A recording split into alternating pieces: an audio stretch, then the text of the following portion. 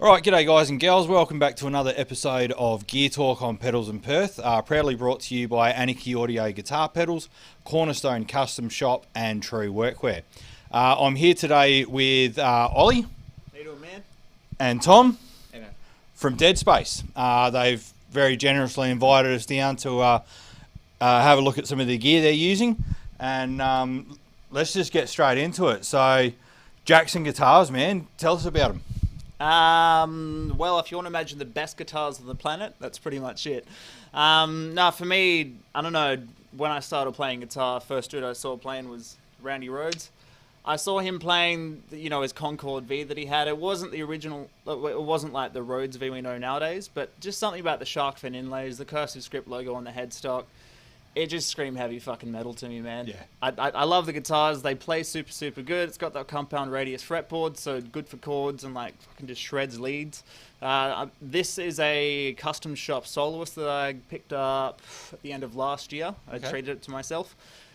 It's just an amazing guitar, man. I mean, look, I've had the entire range of Jacksons. I've had the JS series, I've had the Pro series and everything, but this is without a doubt one of the most amazing guitars I've ever played. I'm a massive Jackson fan myself. I've got my Dinky, I've got my Kelly, yeah, man. Which I love, both those mid-90s made in Japan guitars. Man, the Japanese stuff rules. One of the things I just absolutely love about the Jacksons is that from the entry point up to the professional full dollar guitars, you know, they play amazingly, they sound brilliant. They're always a quality instrument. It's just the just as you go up in dollars, just that quality just gets even better. You get a bit more. Yeah, and for one of the things for me that I notice with them is even at that entry level, they're leaving some of their rivals for dead. Exactly. You're paying, the sub $500 range. What you're getting in a Jackson, man, you can walk on a stage with. Exactly. But you can't do that with other brands, and I won't name names. Brands. Yeah, absolutely, man. I mean, the cool thing about, like you said, JF series, no matter what Jackson you get, it's always going to have a graphite reinforced thrust rod. And to me, fucking being in Perth today, it's like a really humid day. It's going to be dry the next day. You want something that's going to be cool. And especially for us touring, like, we're flying all over the world. I can't officially announce anything for later on this year yet. But, it's going to be fucking cold place. It's going to be really, really hot. We need an instrument that's going to hold up. Something that's going to stay in tune. It's going to, its setup is going to stay consistent. And that's what these guitars are, man. We took our Jacksons to Japan last year, and they held up really well, so... like all the cold and all that. Oh, so that was during their winter? Yeah, man, we went there last November with it was get it. we did Japan with Flash God Apocalypse, Psychoroptic. Who else is there? Earthrot. Yep, shouldn't have forgotten them. Cool dudes. Yeah. So those guys, and yeah, it was fucking cold over there, man. And that's coming over from, November. It's starting to get a bit hot here. We didn't have to touch the instruments once. Yeah, awesome. And we should actually disclose that you guys do actually have an endorsement with Jackson, and these guys do. I don't. I'm still a massive fucking fan, man. So, nothing here that we're saying is, no one's giving me any dollars, man. So I've been saying it for years, man.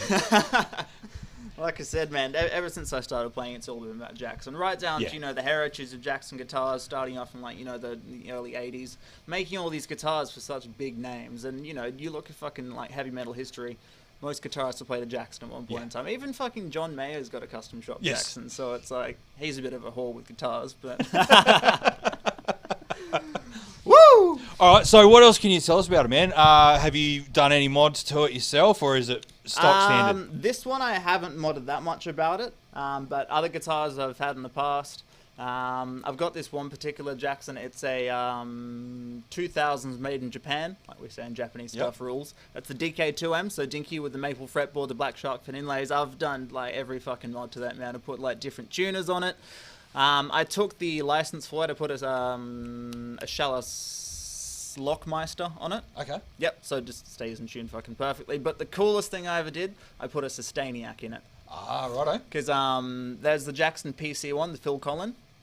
That's basically like a Jackson Dinky, except it's got the sustainer in the neck. You can do all sorts of crazy shit, man. You just flick it on, it takes the circuit from your bridge pickup and just puts it back infinitely. So you can hold your notes forever. You can have like a fucking. So it's like a built-in EBO. Exactly, and you can flick a switch, it turns into like natural harmonic. You flick another switch, it goes like fucking like squealing and shit, like Dimebag style stuff. Yes. And Rest in peace. Yeah, fucking, I got him tattooed over here as well.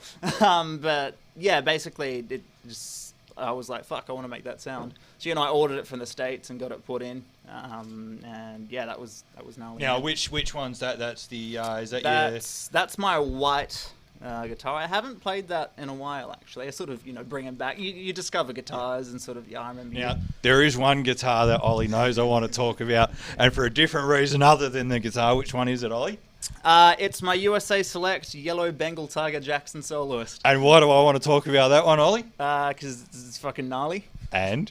Because I got matching pants. Fucking matching pants, man. They are awesome. I tried talking him into wearing them tonight, but alas, no, he hasn't. We'll see if we can't pop up a picture or something on the screen just to embarrass him a little bit. And shout out to Metal Threads as well. Steph from Perth, she builds them. She makes them for us. And yeah, she makes fucking clothing for Rob Zombie. That's Steph from Metal Threads. Metal Threads, based in Perth. Steel Panther and that lot. So Steel Panther, Rob Zombie. Fuck yeah! All right, well we'll post some details below on that if you want to check it out. So on Facebook and everything else like that. Yep. Like you're not going to get me in a spandex, but if you can make a fat guy look thin, mate, you got some business coming your way. All right, well we're going to leave Ollie for a minute, man. We're going to go over to Tom here, and man, this is a killer looking guitar. You want to give us a little bit of a spiel on it? Oh, basically it's just a Jackson Pro Series soloist. Was it the SL2? This is the SL2Q MAH. Yeah. Ollie knows more about than I do because I bought it off him. But yeah, it's completely stock. So stock Seymour Duncan pickups, stock Floyd Rose. Haven't changed the pots or anything. So they're perfect right off the assembly line. Yeah, basically. Sweet. What makes that guitar different is the fact that it's got like the taped off neck. So that's like a satin neck profile, so super fast. Yep. So yeah, ebony fretboard. Killer. What gauge string are you using on yours? These are 4610s. Okay. So and sweet. Yep. If it's a Floyd guitar, I use 10 to 46s. If it's hardtail, I use 11 to 48. Always only ball strings as 11 well. 11 to 48? Yep, 11 to 48 powers, thank you. What tuning in? We play in half a step down, drop tuning. So half a step down and then drop to C sharp. Okay, yeah, sweet. I actually expected you guys to go a little bit lower, but no judgment. I mean, I played in bands where I've tuned down to drop B and stuff like that before, but it's great for certain styles of music, but for our style of music, I mean, fucking hell, like a lot of our riffs, like all of our lead work, probably, it's quite similar, some Guns N' Roses sort of stuff. They play in half step down tuning, and it's sort of, I don't know, it works. It's like, it's a bit heavier than standard tuning, but not so low. And Floyd's don't like being tuned down really And low. half a step is really great for your singer because it's a lot easier for them to hit the fucking notes properly as well. Yeah, exactly. Chris sucks at singing as well. It's more the bass player. Well, I mean... Well, we can rip into it. The bass fills that frequency, the guitar doesn't really need to. Yeah, true. So, all right, sweet. We'll go on to...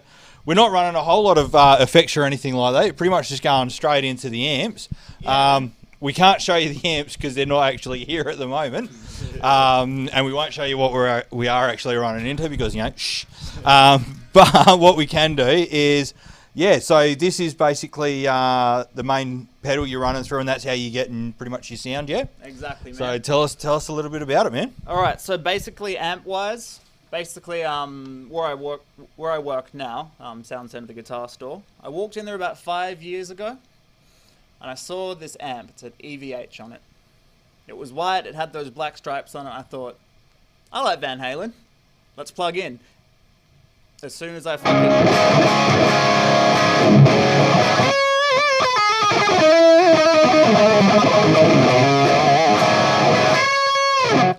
fucking plugged into that thing, man, it changed my life. I had to have that amp.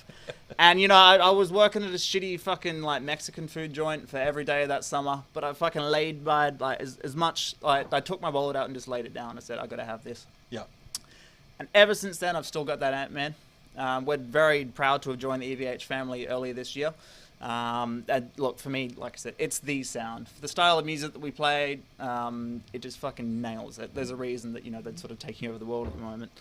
Whenever I don't have one of those amps, say we're on tour or something and you're going to whatever backline, it's all about my MXR EVH 5150 overdrive pedal. Yep. It can make any amp sound like that EVH. And that's what I love about it. It's got basic controls on it. It's got the output. It's got your EQ on it, so bass, mid, treble, gain. The cool features, it's got a noise gate, which I think is the MXR Smart Gate, which, it's not the most amazing noise gate in the world, but, we don't do a lot of sort of like chuggy breakdowny sort of stuff. We like to let feedback do its thing a lot of the time. That's really the really cool thing about MXR have done that with a few pedals, haven't they? So you've got the full bore, they've done that with as well. Also the Dime Signature also had the built-in noise gate. And look, at the end of the day, as you say, for guys like yourselves who aren't doing the full chuggy sort of stuff, by having that noise gate built in, that's one less pedal. Exactly. And look, at the moment, I've got the gain cranked up. I've got the boost, which it sort of takes you from channel 2 to channel 3 on like the EVH sort of circuit. But like, I've got quite a lot of gain, but it's dead silent. And that's with the gate on like, 12 o'clock. Yep. I can crank it up if I need to. And you're not hearing that gate shutting down. Yeah, and it sounds natural. It's not super, super digital. Yep. Which is what I look for. If I wasn't using, because I used to love my pedals, and I still do love my pedals, but for touring and stuff, I've simplified, man. Yep. Way easier. Just plug it and play. Use the ISP decimator. For me, that's it's the bee's knees of noise gates for me. But yeah. All right. No pedals at all? Absolutely fuck all. I've got a tuner and a reverb pedal. Yeah, like, we bought him a reverb pedal. We went to Melbourne last December, and we decided we were tired of fucking Tommy playing the same old shit. So we got him a reverb pedal. But he always has it on whenever he uses I it. always forget to turn it off. It's just sort of like, you can just hear this wall of shitty sound, shitter than usual. So he's going to lose that very shortly? He hasn't had it for a while. It's in my guitar case, but it doesn't really get used. I need to learn how to turn it off, remember to turn it off. Yeah. Rhythm guitarist, right? At least it's not a bass player. That's right. All right, so amp-wise, you're using... Yeah, EVH. EVH 5150? Yeah. Killer, man. Very excited because there's the classic 5150, the 50 watt. They're bringing out the new EL34 one. It's black with the anodized gold stripes. Yep. So the normal EVHs have the 6L6 tubes. This has got EL34s, so get that classic sort of the British Marshall rock sort of sound. Exactly, and the clean sound on those amps have sparkle. Really nice sound. So way more versatile, and they look amazing too. And do you reckon you're ever going to get one in a Tiger Stripe? When they make me one. EVH, that's the next thing we need to see. Tiger Stripe. Do it, Eddie. I dare you. Tiger Stripe to match the pants, man. Come on. All right. Well, I think that's probably just about got most of it covered, man.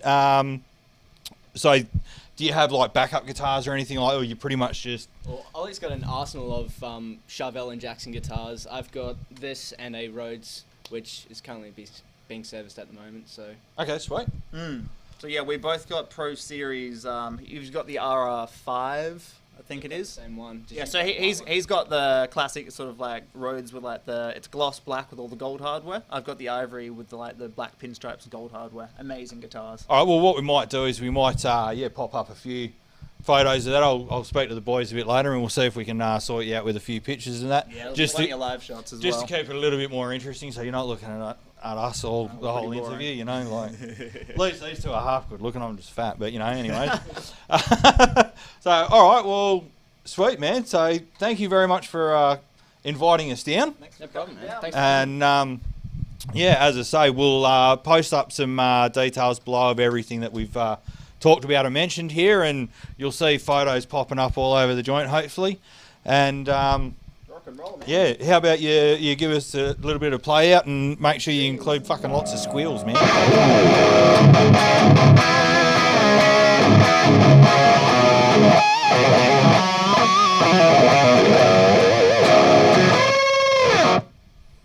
Nice. Pedals of Perth, baby. I went to give it the fucking horns and I fucking held me. I'll give it the pinky, man. I'm creating a new thing.